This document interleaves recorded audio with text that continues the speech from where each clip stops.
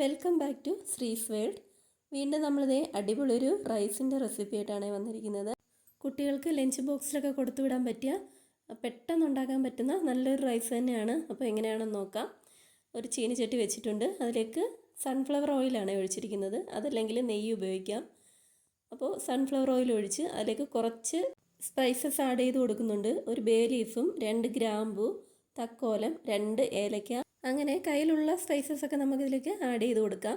ഇനി അതോടൊപ്പം തന്നെ പെരിഞ്ജീരകം ഉണ്ടെങ്കിൽ അത് ആഡ് ചെയ്ത് കൊടുക്കാം. ഞാനിപ്പം സാദാ ജീരകമാണ് 1/2 ടീസ്പൂണോളം ആഡ് ചെയ്ത് കൊടുത്തിട്ടുണ്ട്. ജീരകം ഒന്ന് പൊട്ടി വന്നാൽ നമുക്കിതിലേക്ക് സവാള ആഡ് ചെയ്ത് കൊടുക്കാം. ഒരു വലിയ സവാളയാണ് നീളത്തിൽ അരിഞ്ഞത് ചേർത്ത് കൊടുത്തിട്ടുണ്ട്. അതോടൊപ്പം തന്നെ 2 പച്ചമുളകും കൂടി ചേർത്ത് കൊടുത്തിട്ടുണ്ട്. ഇനി ഇതെല്ലാം നമുക്ക് നന്നായി ഒന്ന് വഴറ്റിയെടുക്കാം. സവാള അധികം അങ്ങ് മൂത്ത് വരണ്ട. ഒന്ന് പച്ചമണമൊക്കെ ഒന്ന് മാറി വന്നാൽ നമുക്കിതിലേക്ക് ഇഞ്ചി വെളുത്തുള്ളി ചതച്ചെടുത്തത് ചേർത്ത് കൊടുക്കാം. ഇനിയിപ്പം പേസ്റ്റ് ആണെങ്കിൽ അതിട്ട് കൊടുത്താൽ മതി. ചെറിയ അളവിൽ ചേർത്ത് കൊടുത്താൽ മതി. അധികമായാൽ നമ്മുടെ ആ ഒരു റൈസിൽ ഇഞ്ചിയും വെളുത്തുള്ളിയുടെ ആ ഒരു ടേസ്റ്റ് ഇങ്ങനെ വല്ലാണ്ടങ്ങ് മുന്നിൽ നിൽക്കും. ഒരു 1/2 ടീസ്പൂൺ ഇഞ്ചി വെളുത്തുള്ളി ചതച്ചെടുത്തതാണ് ചേർത്ത് കൊടുക്കുന്നത്. ഇപ്പോൾ സവാളയൊക്കെ അത്യാവശ്യം നന്നായി വാടി വന്നിട്ടുണ്ടായിരുന്നു.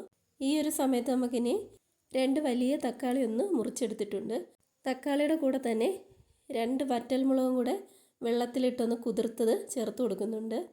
ഇതിപ്പം എരി കുറവുള്ള മുളകാണ്. അതും കൂടെ ആ തക്കാളിയുടെ കൂടെ ഇട്ട് നമുക്കൊന്ന് നന്നായി അരച്ചെടുക്കാം. അരച്ചെടുത്ത ഒരു പേസ്റ്റ് ഇതിലേക്ക് അങ്ങ് ചേർത്ത് കൊടുക്കാം. ഇനി ഒന്ന് തിളച്ച് കഴിഞ്ഞാൽ നമുക്കിതിലേക്ക് മസാലകൾ ചേർത്ത് കൊടുക്കാം. മസാലകളായിട്ട് 1 ടീസ്പൂൺ അളവിൽ മല്ലിപ്പൊടി ചേർത്ത് കൊടുക്കുന്നുണ്ട്. അതോടൊപ്പം തന്നെ 1/2 ടീസ്പൂൺ അളവിൽ മഞ്ഞൾപ്പൊടി കൂടി ചേർത്ത് കൊടുക്കുന്നുണ്ട്. അതോടൊപ്പം തന്നെ ഒരു 1/2 ടീസ്പൂൺ അളവിൽ ഗരം മസാല കൂടി ചേർത്ത് കൊടുക്കാം. ഇനി ഈ മസാലകളെല്ലാം കൂടി ആ ഒരു തക്കാളി പേസ്റ്റിൻ്റെ കൂടെ നന്നായി മിക്സ് ചെയ്യാം. അതിൻ്റെ കൂടെ തന്നെ ഒരു വലിയ പഴുത്ത തക്കാളി അരിഞ്ഞെടുത്തതും കൂടി ഇട്ട് കൊടുക്കുന്നുണ്ട്. നമ്മളിതിലേക്ക് ഉപ്പ് ചേർത്ത് കൊടുത്തിട്ടില്ലായിരുന്നു. ഇനി ഈ ഒരു സമയത്ത് നമുക്ക് മസാലയ്ക്ക് ആവശ്യമായ ഉപ്പും കൂടി ചേർത്ത് കൊടുക്കാം. അതിനുശേഷം ഒരു 1/4 കപ്പ് അളവിൽ വെള്ളം കൂടി ഒഴിച്ചു കൊടുക്കുന്നുണ്ട്. അപ്പോൾ നമ്മുടെ ഈ മസാലയൊക്കെ ഒന്ന് കുഴഞ്ഞ ഒരു പരുവത്തിലേക്ക് കിട്ടും. കുറച്ച് നേരം ഒന്ന് അടച്ച് വെച്ചാൽ നമുക്ക് തക്കാളിയൊക്കെ ഒന്ന് സോഫ്റ്റായി വരും.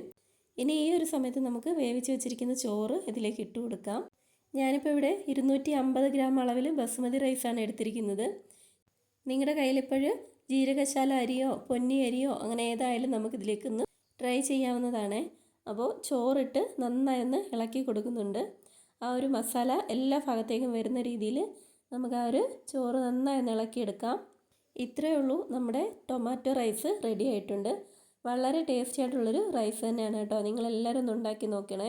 ഉണ്ടാക്കി നോക്കിയിട്ട് അഭിപ്രായങ്ങളും കൂടെ പറയണേ. കുട്ടികൾക്ക് ലഞ്ച് ബോക്സ് ആയിട്ടോ ഇനിയിപ്പം വീട്ടിൽ ഗസ്റ്റൊക്കെ വരുവാണെങ്കിൽ പെട്ടെന്നൊന്ന് ഉണ്ടാക്കി കൊടുക്കാൻ നല്ലൊരു റൈസാണ്.